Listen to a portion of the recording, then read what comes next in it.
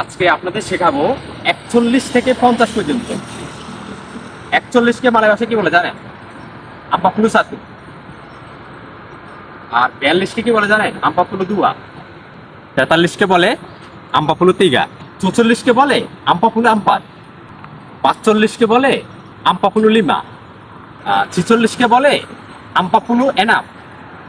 আর 47কে বলে আম্পাপুলু তুজো। 48কে বলে আম্পাপুলু লাপান। আর 49কে কি বলে জানেন? আম্পাপুলু সিমিলান। 50কে কি বলে জানেন? লিমা ফুলু।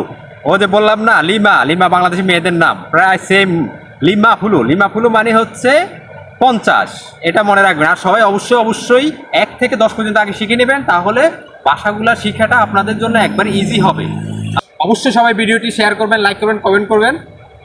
আর আর বাকি আগামী পর্বে আবার দেখবেন আপনারা 51 থেকে 60 পর্যন্ত। ধন্যবাদ সবাইকে।